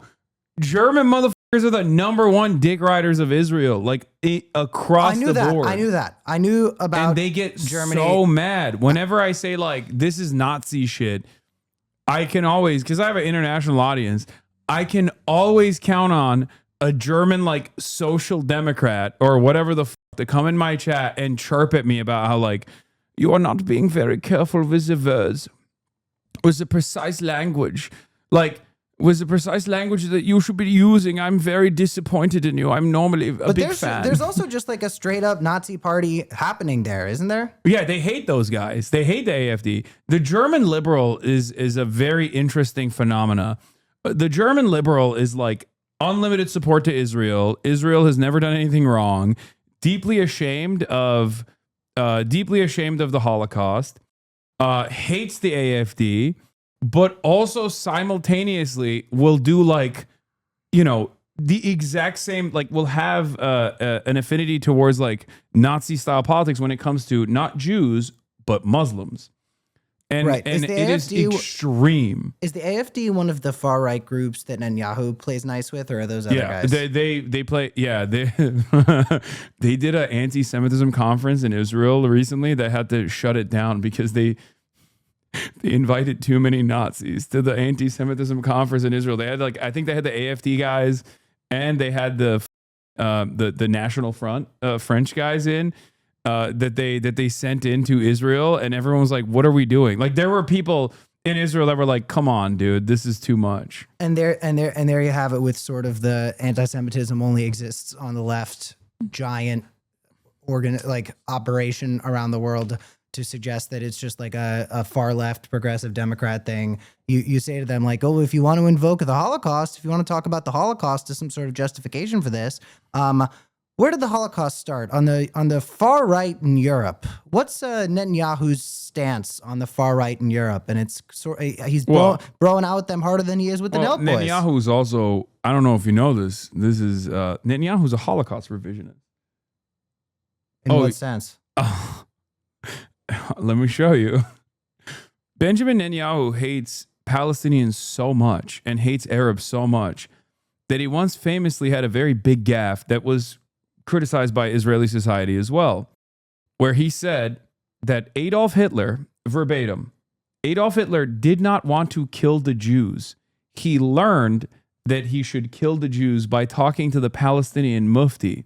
Adolf Hitler simply wanted to transfer the Jews somewhere else. I do remember this. But then the Palestinian mufti convinced Adolf Hitler that he should kill the Jews instead. I do remember seeing that. And it's one of those things that you kind of think is an Onion article. And I don't want to do the, overdone, oh my God, it's just like an Onion article thing. But there was an Onion article that was like, Netanyahu under fire for his endorsement of the Aryan white supremacy party. Yeah. And I was like, this just is that. Yeah. I mean, I think it's honest in a up way, but I think Benjamin Netanyahu understands that he is a fascist, and so of course he's going to be like, yeah, no, it's great. I love fascism, no matter what kind of fascism exists in other places, even anti-Semitic fascism, because it works in favor of a Zionist goal regardless. Because if Jews feel unsafe in America, is another thing that I say all the time is the greatest threat to Israel's existence is not Palestinians. The greatest threat to Israel's existence is Bel Air, Beverly Hills, Sherman Oaks, Florida, the state of Florida, New York. Because if people were to be like, why the fuck am I living here in Israel when I can just live in, America or any other place, then all of a sudden you don't have enough people to populate Israel. Someone said Boca. That's where I'm from. Yeah, Boca Raton is, I was about to... I didn't want to directly say Boca Raton, but yes. Boca is where I went to Temple B'nai Israel. And every time we had a Purim spiel, which is a play that you put on to tell the story of Purim, I got cast as the bad guy, Haman. And I killed it every time. But anyway, I think that one time a family member of mine said to me about Israel, they said, "Do you want to go?" And I was like, "Not really." And they were like, "Why?" And I said, "Well, October 7th happened 6 weeks ago, and I don't care about Israel, to be honest. And I don't think anybody should be getting murdered, but I don't really care about going, and it's not really interesting to me." And the family member said, aren't you glad there's a place where it's safe to be Jewish? And I was like, October 7th just happened, and I'm supposed to be like, this is where I'm going to go to be safe. No, you don't understand. I live in a city where a bunch of teenagers break a window at a school library and the NYPD gets sent to fuck them up. No, you don't. That's the scariest place to be as a Jew. Upper East Side, New York. You don't understand. You've just been fed propaganda and you don't realize that Manhattan is no longer safe for Jews. Right. I forgot about that. Manhattan it's is so funny. getting jihaded. Yeah. Yeah. It's just but the people who say that don't believe it. The people who say that and still live in Manhattan, obviously don't believe it. Or people were talking about how oh, we're gonna we're gonna flee New York if Zohran becomes mayor. Like you're not gonna flee New York because you know it's not an somebody unsafe asked me place. if I would have been in one of the encampments, and I said, no, I wouldn't have. I have terrible anxiety for which I need an amount of pills that would probably kill an elephant, and I think that I would probably be having panic attacks the entire time. And they said, oh, right, because of the anti-Semites over there. And I was like, no, because of the NYPD. Like, I wouldn't want to get up by the NYPD. Yeah. Yeah, that is the greatest threat to Jewish students on campus. But of course, you know, that's directed by Bill Ackman and Eric Adams. So that's somehow to save the Jewish students on college campus. Since we were talking about, real quick, since we were talking about people like Fuentes and Candace Owens who hijack Palestinian suffering to spread Jew hate, just a quick story I heard from some friends. I believe it was UChicago, but I don't remember. There was a couple that met at an encampment, and the young man was sort of a leader in the encampment. He was one of the people who was stepping up to a leadership position. And he met the girlfriend at the encampment doing pro-Palestinian advocacy. And then later that semester, he got academically suspended for poor academic performance. Mm-hmm. And later, the girl learned that he wrote a letter to the school saying his poor academic performance was due to a mental health issue he faced because of the anti-Semitism on campus. And he was a counter protester? No, he was protesting with the people protesting for the Palestinian cause. Okay. And then did it work? It worked. I believe it worked. I think that's how it went. I'd need to check. But I know for a fact that he wrote it. Does Cam know about the cheese lady? Oh my God. The cheese lady. Sounds like a fable for kids. The New York Post is probably one of the more like overt pro-Israel publications out there that isn't like, I don't know, directly, like it's not like Jewish Insider. It's supposed to be like talking about a bunch of other issues as well related to New York, but it's like super pro-Israel, right? Sure. So they wanted to talk about the dangers of anti-Semitism and what kind of horrible impact that exploding anti-Semitism has had on college campuses. So they wanted to write this positive profile that shed light on the dangers of anti-Semitism exploding. I give to you the greatest article of all time. The Gouda, bad and ugly. New York City law student addicted to cheese went to nearly $6,000 per week rehab. So wait, where's the Palestinian protest part of this? A Manhattan law school student was so hooked on cheese she had to go to rehab to end her insatiable appetite for dairy, she told the Post. Adela Kohab said her camembert cravings began during her junior year at NYU. In spring 2018, she binged almost daily on the cheapest bricks of white cheddar and Parmesan she could find. There's a photo shoot associated with this that makes it so much funnier. Yeah, it's pretty good. I stopped by either Morton Williams or Whole Foods, and I would just buy cheese, and I would literally just eat a block of cheese with my hands, say Kojab 27, often while sitting on the floor in her Midtown apartment alone in the dark. It was the only thing that would make me feel somewhat whole.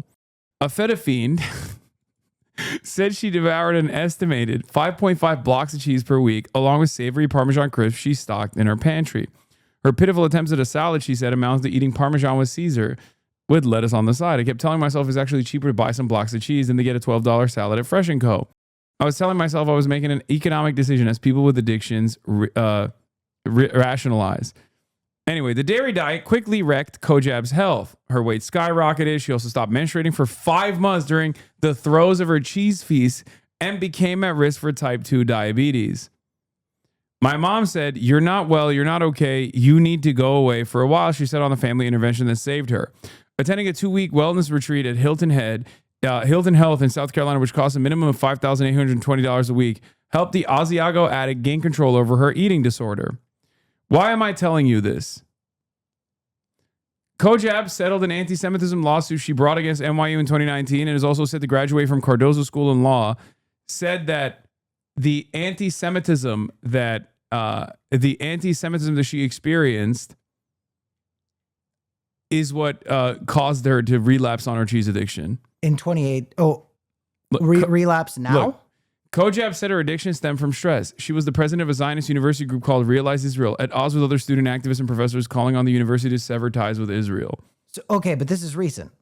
No. This was from a while back.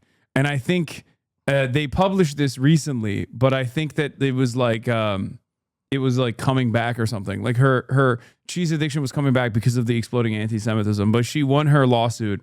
But the the pro-Palestinian campus protesters made her develop a cheese addiction from the stress. Yeah, I gotta confess, I don't think I could have thought of that if I was making a hypothetical about people using this to further their interests. Well, you told me about the guy who said anti-Semitism on college campus made. No, but that's not a cheese addiction. Yeah, but you know. It's great. This is like Monty Python goofy. I think it's pretty funny because like her addiction caused her to stop menstruating is crazy. Like she was eating so much cheese that it was like breaking her entire life. Oh, also my favorite enemy, Israel's greatest soldier, strongest soldier, Richie Torres, apparently is no longer the Fedayeen for Israel. It turns out Ron Tarosian, a public relations executive and philanthropist who bundled hundreds of thousands for Torres after October 7. Ron Tarosian is the one who's connected to Betar, right, chat? Wait, you said feta. Are we still talking about cheese? No, I said Fedayeen, like as in like a martyr for Israel. Got like, it. Like who will put his life on the line for Israel. Got it. Anyway, sorry. I didn't know if Richie also had a cheese addiction from all the anti-Semitism that gets sent to Richie Torres. No. Richie Torres is no longer on Team Israel, it seems. And Betar is turning on Richie Torres. Sadly, Richie Torres no longer stands with the state of Israel, he said. It's clear that he's very concerned about his future in the Democratic Party. Torres recently returned personal contributions from Tarosian and entrepreneur Michael Sinensky following a report about their ties to Trump and the Likud party in Israel. Sadly, it's clear that whether it is changing times or political expediency, his love for the Jewish people is limited to a love of left-wing Jewish government, Tarosian said. So what did Richie? So Richie cut ties with specific far right donors, and that's what Richie Torres is the #1 attack dog for Israel in Congress. I don't know if you know this, but he like literally is such a desperate shill. I've followed Richie for years. I met Richie at a party once. Yeah, he wrote he used the congressional letterhead to write a letter to Twitch and Amazon to try to get me banned in the lead up to the election. And he was like, he's anti-Semitic. He loves Hamas.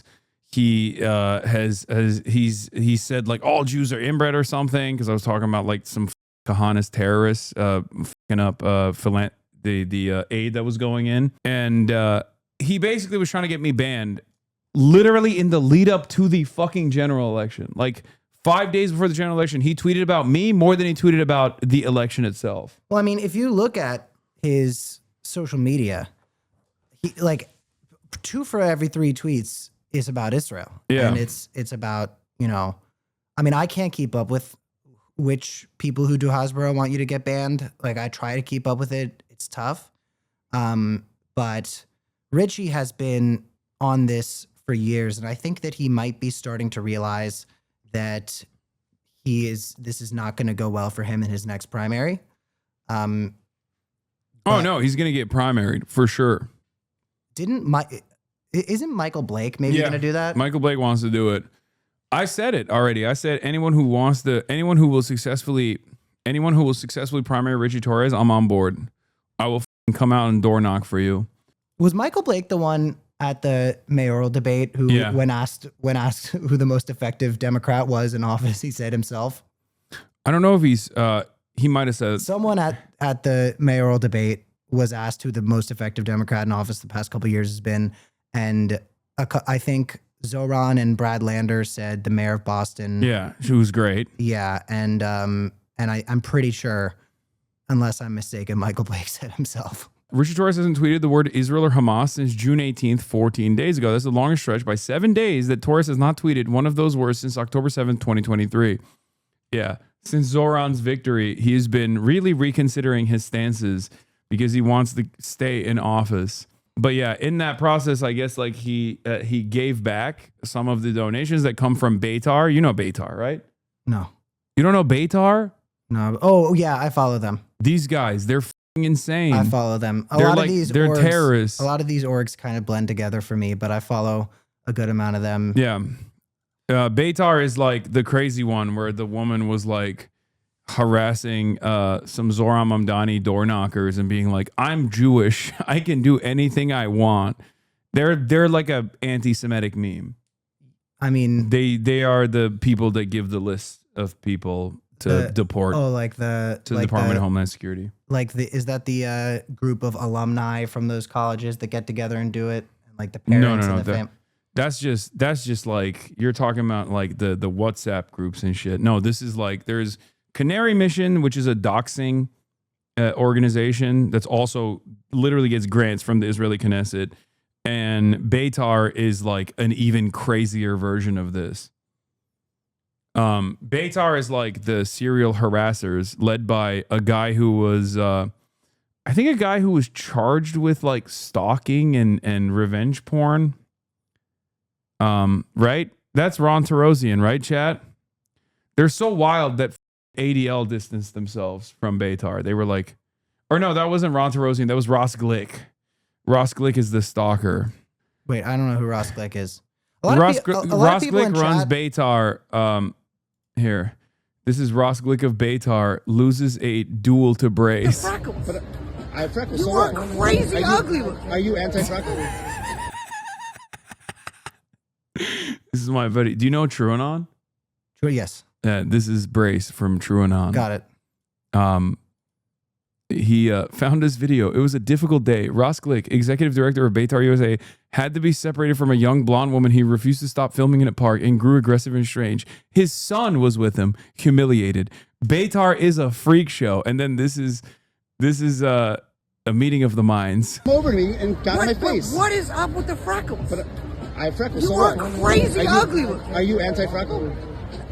I don't know that, but Are you you a got over racist? dinner. Are you a freckle racist? I don't know what. What are you? Possibly what are you? you? What are you? I look normal. Are you you look who? crazy. People have been lying to you, son. Son? People well, have been you lying are to probably old enough. I am older than you, You're yes. one of the ugliest people I I've have ever seen in my life. seen So are you. Thank you. A thousand guys who look exactly like Ross Glick on Grindr. Those guys have messaged me so much. Truth isn't just spoken, it's defended. I stand at the crossroads of strategy and advocacy, challenging misinformation, building brands with purpose, and fighting for what matters. Where is the legal stuff, chat? Did he delete the legal statement? No. What is the legal statement? Oh, you have to see it. I need to explain it to you. Does he elaborate on #adventure? Public statements and legal notice. Oh, public notice and legal warning. Upon information and belief, false and defamatory statements against Ross Glick have been posted online in various sources such as the New York Post and Palestinian News Network. It must be stated unequivocally that Ross Glick is not a sex criminal. He has never been convicted of a crime, and any statements to the opposite are legally actionable and will not be tolerated. To be clear, Ross Glick has never been convicted of any crime, let alone a sex crime. Any claims to the contrary are outright falsehoods and constitute defamation, which include libel and slander. Furthermore, Mr. Glick's co-parent, referenced in the erroneous New York Post article, is the mother of his third child. Unfortunately, they both admit they were in a toxic relationship. Although it was a long-term relationship that unfortunately became contentious at times, Mr. Glick's co-parent acknowledges that she is not the victim of any crime. In fact, they have since reconciled and are peacefully co-parenting their child together. Not only was the New York Post article a sensationalized hit piece and deceptive narrative, but it is blatantly false without proper fact-checking by the journalist. This article's author is not a reputable journalist and did not conduct any independent investigation into the facts. The journalist never reached out to the Manhattan District Attorney's Office for verification, nor did she attempt to contact Glick's attorney for a statement. This lack of due diligence is not journalism. It's reckless, agenda-driven defamation targeting a successful Jewish businessman. Any revenge porn charges were immediately dismissed at Glick's arraignment. In fact, all criminal charges were dismissed. The only remaining charge that Mr. Glick faced was the non-criminal violation of harassment in the second degree.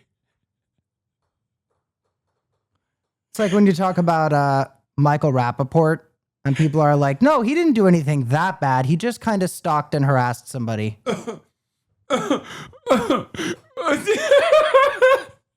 What the is that? What lawyer? Dude, what lawyer so in the good. entire world? And then he goes on to describe harassment of the second degree in New York as a violation that involves intentionally harassing, annoying, or alarming another person. It is a violation, not a crime, and the maximum penalty is 15 days in jail and a $250 fine. This is the legal equivalent to a parking ticket.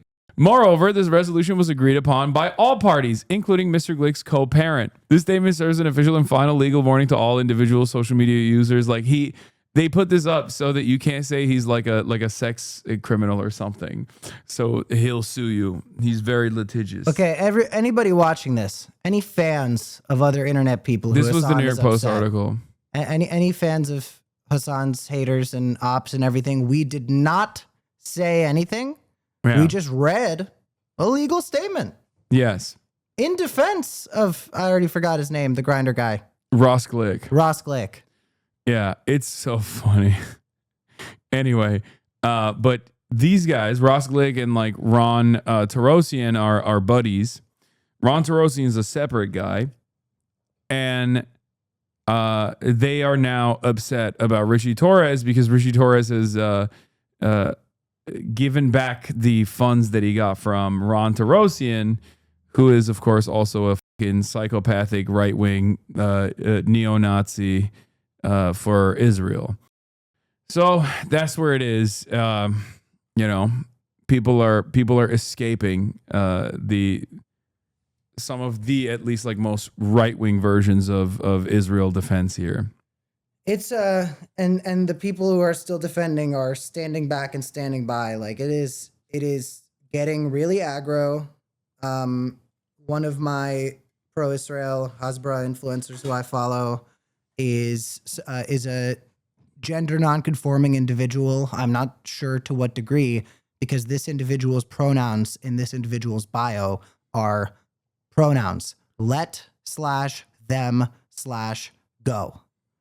Wait, are they actually gender non-conforming, or are they like someone said Maia Poet? No, no, Maia Poet is a detransitioner. I genuinely don't want to mention. Wait, do you know who Maia Poet is? No, I don't.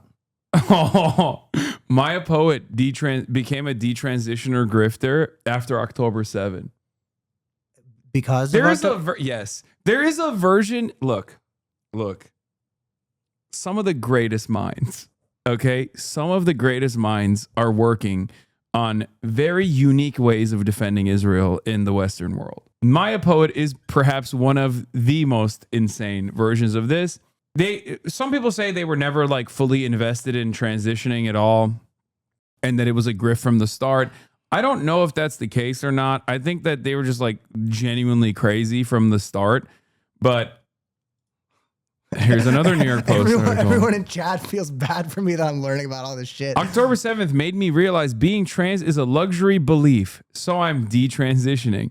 Maia, an American, was living as a transgender man in Israel on October 7th, 2023. But when sirens sent her running to a bomb shelter on the day of Hamas's brutal attack, she realized the gender ideology she held so dear was a frivolous belief in an active war zone. I became significantly less concerned about all this gender crap, Maia, 25, told the Post. I realized that there were more important things in life than my gender dysphoria because I had to just save myself. And there's a tweet about it too. I forget where the tweet is, but it's crazy. Where it's like, oh, I didn't put my breast binder on. And that's when I realized, like, this trans shit. No more of this gay stuff. So it's like reverse pink washing. Yeah. No, it's like exactly. It's like anti-woke washing. And has there been a speech at like Student Action Summit yet? I'm sure that I think that when I was trans, I didn't wear sandals because I knew the size of my feet would give me away. Today I bought my first pair of sandals as an adult. Leaving trans behind is liberating. So it's also like no. It's not just anti-trans because of the message. It is also that the message itself is anti-trans. Yeah. Here's one of her posts. Tomorrow marks my 1-year anniversary of not wearing a breast binder. On October 7th, I awoke to a siren. I didn't have enough time to squeeze myself into the barbaric breast squashing device I had used to pass as a man. I had only enough time to run to a bomb shelter. That's not worded correctly. If you're gonna do shit like this, like use 6th grade level sentence structure. I had only enough. Sorry. This is there should be like a whack pack of the really, really unique influencers for this type of thing. Because I follow some very, very fascinating individuals. There's some who are just like kind of, from my estimation, just sort of cold, hard grifters like Noah Tishby, where I think that is just straight up grifting, no psychological nuance to it and everything. But then there's other people where I think that there is a serious mental health issue folded into it. And there you have some of the people who are closer, I think, to like religious zealotry and nationalism than they are to just grifting. I do think some of these people who do grifty shit, some of them are actually convinced that it's good. And then there's someone like Noah Tishby who I think is just straight up cold-hearted grifting. This is, I mean, I think there's like really fascinating, like Noah Tishby is like boring. You know what I mean? Like even Michael Rappaport, I find kind of boring because like he just is, I mean, I guess Michael Rappaport is like kind of funny because he just like owns himself all the time. But like these guys are the real crazies. And I love that shit. Like this is a type of person who is just like such a fucking psycho. But the reason why I think she was like a real one and was like insane from the jump is because like she's like hung out with like Norm Finkelstein. Oh my God. I can't participate in any content about those poor Harry Potter kids. God help those poor kids in the next couple of years. Everybody, J.K. Rowling is not those poor kids who just got cast in Harry Potter. Take it out on J.K. Rowling. Don't take it out on those children. They're about to go through hell. Oh my God. That's crazy. He does look like Maia Poet a little bit. Oh man. It is no longer safe for us to identify as Jewish in New York City. We have to identify ourselves as friends of Brace. Wait, yeah. I have something funny that I want to share while I am still here. I am hiding my phone. Okay. I'm not going to name this person because I don't want to start any drama that I'm going to have to deal with at home. I just want to make sure that I get the position right.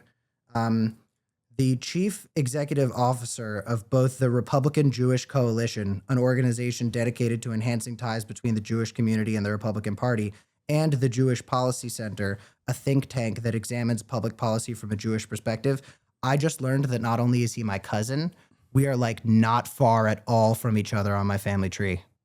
Wow. And that's, you should tell him you went on the podcast or the stream of a terrorist.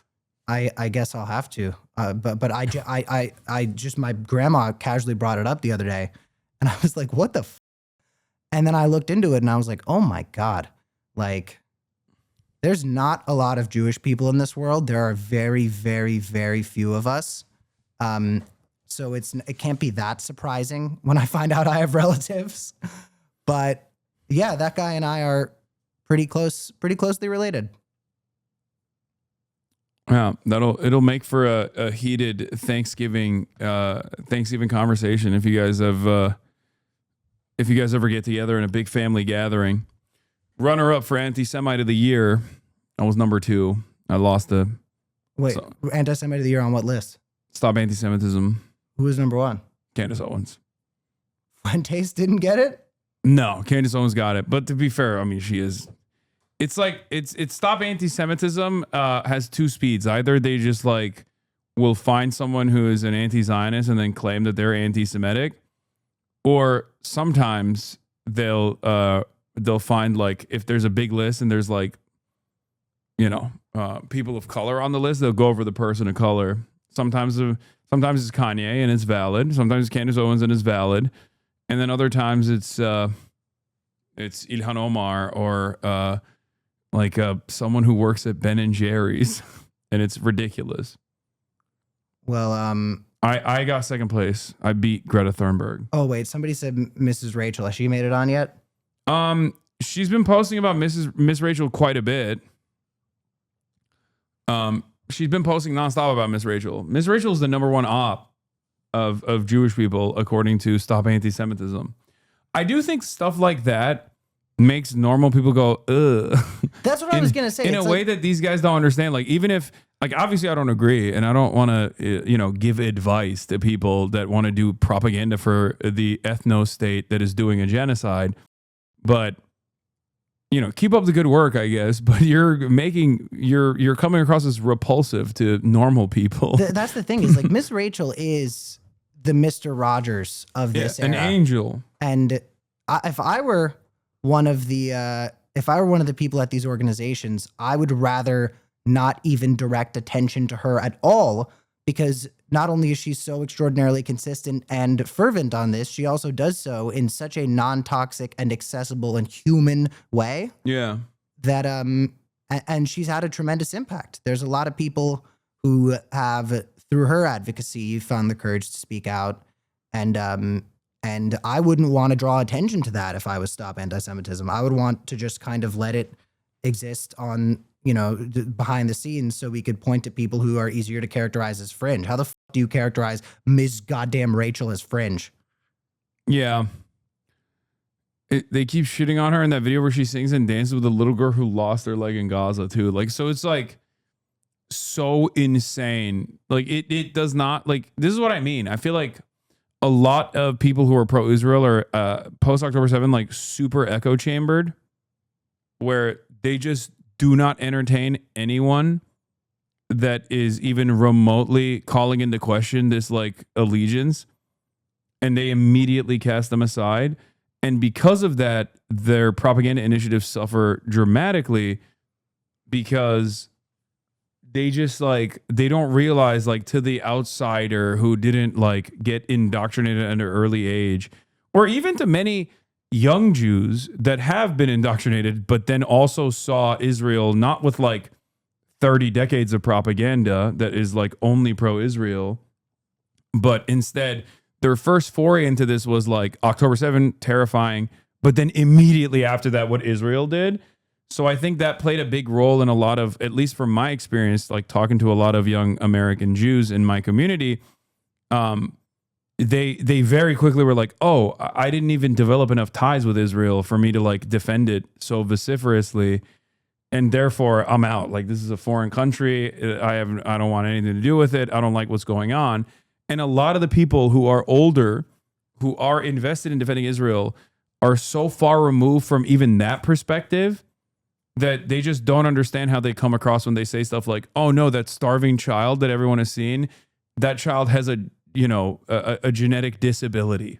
Well, I think that you either want to look for excuses like that, of which, I mean, they're running out, or you want to look away and just kind of have faith that this is all going to work out. I think that's a lot of people who have not changed their position on this, as well as just like, you know what?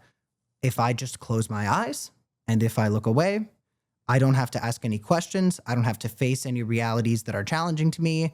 And this will all work out and this will be fine. And then it'll be down to like 21 bombs a year, and the world will stop putting this pressure on the state of Israel and everything like that. Like, and it's just, I don't know where people think this is going to go. Yeah, I don't think people understand. Like, Ilan Pappé, do you know who that is? Once again, I do not. Bro, I'm gonna give you at least 10 minutes as reading material on the way out here. Ilan Pappé is a very famous Israeli academic. He's one of the new historians. The New Historians is a group of historians, with the exception of Benny Morris, who also played a formative role in uncovering the truth about the inception of the Israeli state. They went back into the archives and they found out that the 1948 war narrative was perhaps a little bit misguided, and that it was actually a planned extermination campaign of ethnic displacement known as the Nakba. Yeah, and the reason why we know that is, aside from, firsthand Palestinian testimony, it was the likes of Ilan Pappé, Avi Shleim, and Benny Morris as well. But Benny Morris was, out of the three major Israeli historians, two of them became anti-Zionist, and the other one is Benny Morris, who basically looked at that, said historical accuracy is important. It was a planned extermination campaign, but it was good. Whereas Ilan Pappé and Avi Shlaim looked at that and said it was a planned extermination campaign and it was bad. They became anti-Zionist. Benny Morris became a defender of Israel. But to be clear, Benny Morris, which I thought that was just like an Irish Catholic last name, Benny Morris does recognize that the Nakba was the Nakba. He Yes. just was like, but it's good. But his position is it is a planned, yes, it was a planned extermination and expulsion campaign, but it's good because Israel has to exist. And the other two were like, this is fucked up, and that is crazy, and they became anti-Zionist. okay, well, before I go, let me just say one thing to chat. I love you all. I've been in chat before. I'm one of you people.